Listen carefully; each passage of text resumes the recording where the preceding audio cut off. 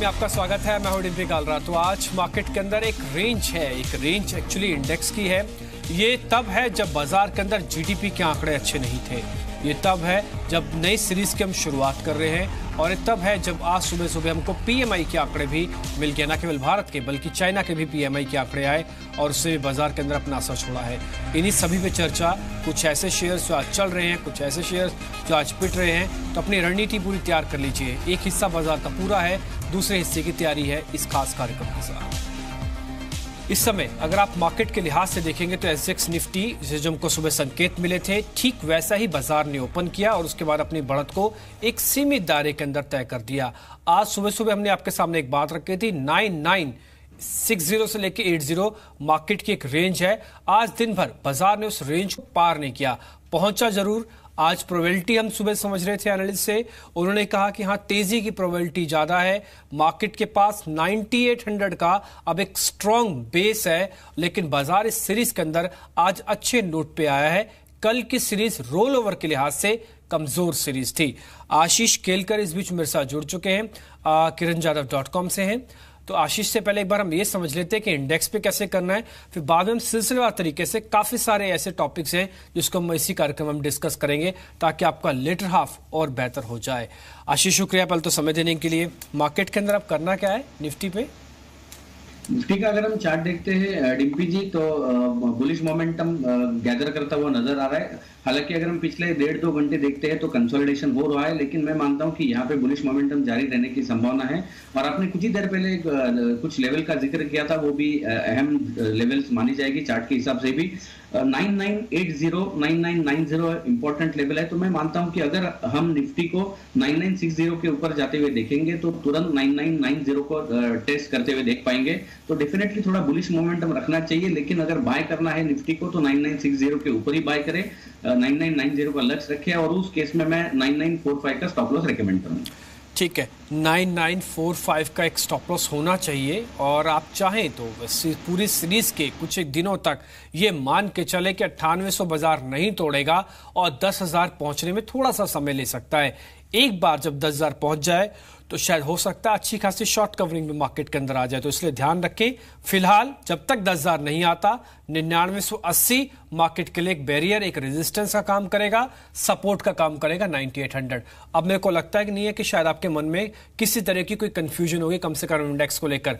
अब आप कुछ एक सेक्टर्स देखिए। आप आज ऑटो सेल्स के नंबर आए, ज्यादातर आज 4 व्हीलर कंपनीज के नंबर्स होंगे, कल 2 व्हीलर कंपनीज के आ जाएंगे, लेकिन जिनके भी नंबर्स आए हैं उनका रिएक्शन काफी स्ट्रांग है। मारुति आप देखिए 1.5% ऊपर है। थोड़ी देर पहले अशोक लीलैंड के नंबर्स आए हैं, आयशर मोटर्स के नंबर्स आ चुके हैं। ज्यादातर ऑटो कंपनीज चल रही हैं। ऑटो के साथ साथ ऑटो एंसिलरीज का भी चलना स्वाभाविक है। इन शेयर्स के अंदर हमने काफी स्ट्रांग मूवमेंट आते हुए देखी है। ये आपके सामने कुछ ऑटो एंसिलरीज है, मुंजाल शो है, साथ ही जय भारत मारुति, एक्साइड इंडस्ट्रीज, ये कुछ एक शेयर्स आज बढ़कर कामकाज कर रहे हैं। इसके अलावा कुछ और शेयर्स भी आपके इस लिस्ट में लेके आते हैं जहां पे एक अच्छा खासा मोमेंटम है। ऑटो से जुड़ी हुई है कंपनी सारी, वो है मिंडा इंडस्ट्रीज, साथ ही कैस्टेक टेक और एक सेटको ऑटो के नाम से कंपनी है। इनमें वॉल्यूम टिपिकली थोड़ा कम होता है, लेकिन आज का मूव काफी इंटरेस्टिंग है और ये ठीक ऑटो नंबर के साथ ऑटो एंसिलरीज को भी आज पुल बैक ट्रेड में लेके आई हैं। आज का दूसरा सेगमेंट यानी कि बाजार के अंदर और जो तेज चल रहा है उसमें फार्मा है, रियल एस्टेट है, ये कुछ एक और शेयर्स हैं जिन पे हम आगे भी बातचीत करेंगे। लेकिन ऑटो पे एक व्यू ले लेते हैं एनालिस्ट का। आशीष, ऑटो में आपको कुछ समझ में आ रहा है अभी क्या करना चाहिए? डेफिनेटली ऑटो में अगर कोई एक स्टॉक चुनना है तो मैं आज की तारीख, आज के लिए या अगले 2-3 ट्रेडिंग सेशन के हिसाब से अगर हम देखते हैं तो मैं एस्कॉर्ट प्रेफर करूंगा, क्योंकि एस्कॉर्ट का अगर हम चार्ट देखते हैं तो उसमें एक अच्छा पैटर्न फॉर्मेशन को ब्रेकआउट कल की क्लोजिंग बेसिस पर मिला था और आज अगर हम देखते हैं तो ये करीबन 2% ये स्टॉक ऊपर गया है। करीबन 660 के लेवल पे ये स्टॉक ट्रेड करता हुआ नजर आ रहा है। मैं मानता हूँ यहाँ पे खरीदारी करनी चाहिए। इसके लिए मैं स्टॉप लॉस जो रेकमेंड करूंगा 650 का होगा और चार्ट के हिसाब से देखे गए तो इस स्टॉक में अगले 2 या 3 हफ्ते में भी स्टॉक हो सकता है कि 680 690 के लक्ष्य छूता हुआ नजर आएगा। ठीक है, पर एस्कॉर्ट्स पे आप ध्यान रखिए, यहाँ पे एक अच्छा मूव देखने को मिल सकता है। अच्छा, ये 4 व्हीलर सेगमेंट में कोई ऐसी कंपनी आपको ठीक लग रही है जहाँ पे अभी हम निवेश कर सकते हैं? मारुति को लेकर काफी बुलिश व्यू हमको मिला, 9000 तक के आंकड़े भी आ गए हैं। आशीष, आपकी रिकमेंडेशन? मारुति के अलावा भी वो भी तब भी चलेगा, हम तो मारुति को नोटिस कर रहे हैं इसलिए बात रख रहे हैं आपके सामने। राइट, कुछ ही देर पहले मैंने मारुति के ऊपर भी बात की थी दूसरे चैनल पे। तो मैं मानता हूं कि मारुति एक अच्छा रुझान रहेगा क्योंकि चार्ट भी बेहतरीन है वॉल्यूम्स अगर हम देखते हैं तो बहुत ही सपोर्ट कर रहा है। शैडो इंडिकेटर जो मैं टेक्निकल चार्ट पर यूज करता हूं वो भी मुझे पॉजिटिव इंडिकेशन दे रहा है। तो मैं मानता हूं कि यहां से और एक अच्छा उछाल यहां पे दिखाई देगा। एक्सट्रीम शॉर्ट टर्म का चार्ट देखते हैं तो 7900 का लेवल टेस्ट करेगा, लेकिन 7900 के जैसे ही ऊपर निकलेगा एक अच्छा ब्रेकआउट इस स्टॉक को मिलेगा। उस केस में मैं मानता हूं कि 8200 8300 के लक्ष्य इस स्टॉक पे दिखाई देंगे। ठीक है, इस बीच में आपको एस्कॉर्ट्स के कुछ नंबर्स भी आ रहे हैं, नीचे आपको बैंड पे मिल जाएगा। इनके ट्रैक्टर बिक्री के आंकड़े आए हैं जो कि करीब 23% बढ़कर इस बार आए हैं। एस्कॉर्ट्स का शेयर इस समय दिन के उच्चतम स्तरों पर है। हम ऑटो सेक्टर की बात तो कर ही रहे थे और अभी एस्कॉर्ट्स के नंबर भी आ गए इस बीच, और एस्कॉर्ट्स के नंबर पे आप देखिए मार्केट में अच्छा रिएक्शन भी मिल रहा है। ये 23% इनके ट्रैक्टर डिवीजन, इनका हालांकि और भी डिवीजन है, ऑटो एंसिलरीज में भी है ये, लेकिन इनका ट्रैक्टर बहुत ही इंपॉर्टेंट होता है इनके लिए, और वहां पे 23% की ग्रोथ हमको आती हुई दिखी है। एक बार एस्कॉर्ट्स का मेरे को लेवल वापस बताएंगे आप आशीष, इस नंबर आने के बाद? हाँ, एस्कॉर्ट का अगर हम अभी फिलहाल देखते हैं तो ये करीबन 664 665 पे ट्रेड करता हुआ नजर आ रहा है। यहाँ पे भी खरीदारी कर सकते हैं। मैं स्टॉप लॉस यहाँ पे अभी थोड़ा ट्रेल करना चाहूंगा। 645 जो मैंने कहा था वो मैं 652 का स्टॉप लॉस मैं यहाँ पे रिकमेंड करूंगा। और चार्ट के हिसाब से अगर देखते हैं तो 685 का लक्ष्य यहाँ पे दिखाई देगा। ठीक है, तो ये आपको रिकमेंडेशन मिल रही है। देखिए जैसे जैसे खबर आ रही है ना, हम हाथों हाथ आपके सामने वो सब चीजें भी रख रहे हैं जो कि आपके ट्रेड को भी बेहतर करेगी। ना केवल सिर्फ आपको इंफॉर्मेशन है, बल्कि इंफॉर्मेशन का फायदा यानी कि कैश, यानी कि पैसा कैसे कमाना है, ये भी आप समझ पा रहे हैं हाथों हाथ इसी बिजनेस के इसी खास कार्यक्रम में। अब एक बार राणे ग्रुप को भी देखिए। ये ऑटो एंसिलरीज के ज्यादातर शेयर्स में इनके हैं, डिविजन्स हैं, होल्डिंग है। राणे मद्रास के नाम से एक कंपनी है, राणे ब्रेक के नाम से, और एक इंजन के वॉल्व बनाते हैं उसको भी एक कंपनी इन्होंने बनाई है अलग से। ये ज्यादातर पूरी ऑटो एंसिलरी स्पेस में 4 डिवीजन में कंपनी है, सभी ऊपर है, ज्यादातर 10% के आसपास की तेजी में है। इसमें कोई एक शेयर है जिसको हमको रखना है अभी? इसमें से अगर कोई एक स्टॉक को अगर रखना होगा तो मैं मानता हूं कि जस्ट सेकंड और एक स्टॉक मैं देख लेता हूं। राणे होल्डिंग जो है उसका चार्ट का जायजा मैं ले लेता हूं। दोनों स्टॉक राणे ब्रेक अगर देखते हैं या राणे होल्डिंग देखते हैं तो दोनों 12 और 15% ऊपर ही चल रहे हैं। मैं दोनों को कंपेयर कर रहा हूं। राणे अगर हम होल्डिंग का चार्ट देखते हैं तो ये ज्यादा पसंद करूंगा, रहेगा मेरा स्टॉक। राणे होल्डिंग का स्टॉक अगर हम देखते हैं तो 1821 रुपए अभी चल रहा है, करीबन 14% ऊपर है। लेकिन मैं मानता हूं कि ये फ्रेश ब्रेकआउट है, यहाँ पे खरीदारी करने की सलाह होगी। थोड़ा मीडियम टर्म अगर हम जायजा लेते हैं तो 1950 तक ये स्टॉक जाने की संभावना है। करीबन चल रहा है 1820 रुपए। स्टॉप लॉस लगाना चाहिए 1770 रुपए का और लक्ष्य होगा 1920 रुपए का, 1950 रुपए का। ठीक है, ये सारे के सारे शेयर्स आपके सामने हम नोटिस करवा रहे हैं जिनमें आप एक ट्रेड ले सकते हैं। ये आज के ज्यादा वॉल्यूम वाले ट्रेडर्स के फैंसी शेयर्स हैं, तो आप भी इसका हिस्सा बनिए और पैसा कमाइए। इसलिए एक एक शेयर करके हम डिस्कस करें। लेकिन आपके मन में ना आज सुबह से एक सवाल चल रहा होगा कि जीडीपी के नंबर्स खराब, मोदी राज में अब तक सबसे खराब जीडीपी के नंबर आए, लेकिन फिर भी बाजार नहीं टूट रहा, ऐसे क्या वजह है? इसी वजह को समझाने के लिए सुमित मेरे साथ न्यूज रूम से जुड़ चुके हैं। सुमित, मेरे को यह बताइए कि मोदी राज में अब तक सबसे कमजोर जीडीपी के आंकड़े रहे, फिर भी क्या वजह आज बाजार के चलने की? डिम्पी, बहुत सारी वजह आज देखने को भी मिल रही है और कुछ आप अभी डिस्कस भी कर रहे थे। पहली वजह तो यही है कि एफआईज जो है वो अभी भी मार्केट्स में अब तक जो पिछले 2 दिन से नेगेटिव थे वो अब नेगेटिव नहीं हो रहे हैं, यानी कि इंटेंसिटी ऑफ जो सेल ऑफ है वो जरूर कम होता हुआ दिखाई पड़ा है।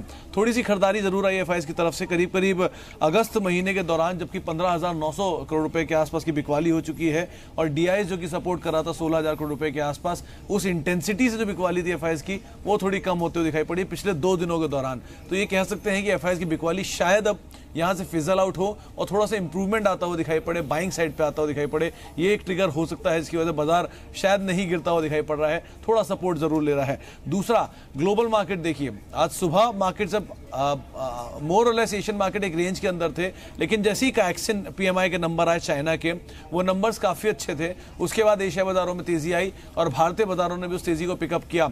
एक आंकलन ये भी लगाया जा रहा है कि जो अगले हफ्ते ब्रिक्स सम्मेलन होने वाला है, हो सकता है पीएम मोदी जो वहां पे होंगे वो चीन के जो भी ऑफिशियल्स होंगे उनसे बातचीत करेंगे और जो मुद्दा है, जो भी टेंस मुद्दा चल रहा है वो थोड़ा ईज आउट होता हुआ दिखाई पड़े।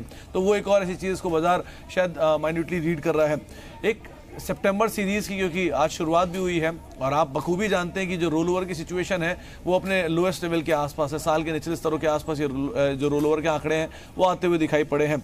इसके अलावा आमतौर पर 60% का रोल ओवर, इस बारी सीरीज में करीब 57% के आसपास का इंडेक्स में रोल ओवर होता हुआ दिखाई पड़ा और एक ऑन एन एवरेज 60% तो उससे कम आया। तो ये मान के चलते थे रोल ओवर जो भी पोजीशन थी वो पिछली सीरीज में ही वाइंड अप होते हुए दिखाई पड़ी। इस सीरीज में बहुत ज्यादा उसका रोल ओवर नहीं आया। ये तो 3 ट्रिगर रहे इमीडिएट ट्रिगर के तौर पे। अब 2 फंडामेंटल ट्रिगर सुन लीजिए। पहला, भारत का और चीन का जो पीएमआई आया वो अच्छा है, चाहे कैक्सन पीएमआई जिसमें अनुमान था कि ये 48-49 के आसपास आएगा, वो 51 के ऊपर निकल गया, ये अनुमान से बेहतर है। भारत के पीएमआई की बात करें तो 51.2, निक्केई मैन्युफैक्चरिंग पीएमआई के जो आंकड़े आए वो 51.2 हैं, वो भी अनुमान से बेहतर आता हुआ दिखाई पड़ा। यहाँ पर भी अनुमान था कि थोड़े वीक होते हुए दिखाई पड़ेंगे, लेकिन ये भी नंबर अच्छा है। स्पेशली जीडीपी के बाद जो पीएमआई का नंबर वो इंप्रूव हो रहा है और ये बात साफ कर रहे हैं जो कल जीडीपी में भी बोली गई कि जीडीपी अब तक के निचले स्तर पर है और शायद अब यहाँ से और गिरावट ना है, तो ये पीएमआई के नंबर में भी रिफ्लेक्ट हो रहा है। और एक आखिरी में जो क्रूशियल चीज है वो है ऑटो सेल्स के नंबर। चाहे आप बड़ी कंपनियों में बजाज ऑटो, मारुति देख लें, आयशर देख लें, या मीडियम कैप में आप एस्कॉर्ट जैसी कंपनियां देख लें, सबके नंबर अच्छे आते हुए दिखाई पड़े, अनुमान से बेहतर है across the board. Passenger vehicle, 2 wheeler, commercial vehicle, सबके अच्छे नंबर आ रहे हैं और वो पूरे ऑटो स्पेस में तो जान फूकी रहे हैं। ये भी साफ कर रहे हैं कि डी स्टॉकिंग का जो असर है वो कम होता हुआ दिखाई पड़ रहा है और अब शायद फेस्टिव डिमांड को भी यहाँ से बाजार जो कैप्चर करने की कोशिश करे, तो इसको भी एक ट्रिगर मानते हुए बाजार में अच्छी तेजी देखने को मिली, ऑटो स्पेस में भी और पूरे मार्केट में भी। ठीक है, कोई शक नहीं, कोई सुबह नहीं। जो भी हमारे माइंड में कंफ्यूजन चल रही थी, पता नहीं ऐसा क्या हो गया कि जीडीपी खराब आने पर भी बाजार चल रहा है, तो सुमित सारे रीजन रख रहे हैं, ये बाजार की उसी थीम को दिखा रहे हैं जिस पे आज मार्केट चलता हुआ दिख रहा है। तो इसलिए कोई कंफ्यूजन अगर आपके माइंड में है तो दूर कीजिए और इस सारे पॉइंट से आप अपने ट्रेड को और बेहतर कर सकते हैं। सुमित, शुक्रिया बताने के लिए। एक और चीज है जो मार्केट के अंदर कल नहीं थी, आज दिख रही है, या फिर ये कहें कि कल के लास्ट में बिल्कुल अंतिम बाजी में हमको दिखना शुरू हुआ था, वो था बैंकिंग के अंदर वापस कुछ बाइंग आना, कुछ शॉर्ट कवरिंग आना। कल तक ये शॉर्ट कवरिंग थी, लेकिन आज रियल मायनों में खरीदारी है। आप पहले बैंक निफ्टी देखिए, ये 440 के ऊपर है। कुछ तेजी वाले प्राइवेट बैंक देखिए जिन्होंने आज पार्टिसिपेट किया है, उसमें कर्नाटका बैंक, IDFC है, साउथ इंडियन बैंक है, ये कुछ चल रहे हैं। सरकारी बैंकों में भी बढ़त आई है। एक बार आप सरकारी बैंक भी दिखा सकते हैं, क्योंकि निफ्टी बैंक के दोनों ही कंपोनेंट हैं, सरकारी और गैर सरकारी, इन दोनों ने अच्छी मोमेंटम दिखाई है। इसमें इंडियन बैंक, सेंट्रल बैंक, कल आपको ध्यान होगा कल हमने 5% पे सेंट्रल बैंक बताया था, 6% ऊपर हुआ था कल, और आज फिर से 6% ऊपर है। 2 दिन में सेंट्रल बैंक ही अपने आप में 12% चल चुका है और यूनियन बैंक भी करीब 1.5% ऊपर है। एक शेयर मेरे को निजी बैंकों से चाहिए आशीष, और एक शेयर एक सरकारी बैंकों से जो आपको चार्ट पे अच्छा लग रहा हो, बेहतर लग रहा हो। पहले मैं कर्नाटका बैंक के ऊपर बात करना चाहूंगा। बेहतरीन चार्ट स्ट्रक्चर है। पिछले अगर हम 10 या 15 ट्रेडिंग सेशन का चार्ट देखते हैं तो हायर टॉप हायर बॉटम बनाने की कोशिश करता हुआ ये स्टॉक ऊपर जाने की कोशिश कर रहा है। ऊपर की तरफ पिछले 3-4 ट्रेडिंग सेशंस देखते हैं तो 153 का एक अहम लेवल था जिसको इसने आज तोड़ा है। तो मैं मानता हूं कि यहां से ये स्टॉक ऊपर जाने की संभावना है, यहां पे खरीदारी कर सकते हैं। कर्नाटका बैंक में मैं स्टॉप लॉस रेकमेंड करूंगा 152 का, और चार्ट के हिसाब से अगर मैं देखता हूं तो अगले 4 ट्रेडिंग सेशन में हम देख पाएंगे इस स्टॉक को करीबन 161-162 को टेस्ट करते हुए। और दूसरा, अगर प्राइवेट सेक्टर में से कोई बैंक चुनना है तो मैं डेफिनेटली येस बैंक की तरफ इशारा करूंगा, क्योंकि येस बैंक एक कंसोलिडेशन को तोड़ता हुआ नजर आ रहा है। अब फ्लैग फॉर्मेशन कहते हैं इस पर्टिकुलर फॉर्मेशन को, करीबन 1770 के लेवल पे ये स्टॉक अभी ट्रेड कर रहा है, यहाँ पे खरीदारी बनती है। स्टॉप लॉस के तौर पर मैं इसको रेकमेंड करूंगा करीबन 1745 का स्टॉप लॉस यहाँ पे लगाना होगा, और अगले 5-6 ट्रेडिंग सेशन में 1 या 1.5 हफ्ते में ज्यादा से ज्यादा ये स्टॉक को हम देखेंगे करीबन 1825-1830 को टेस्ट करते हुए।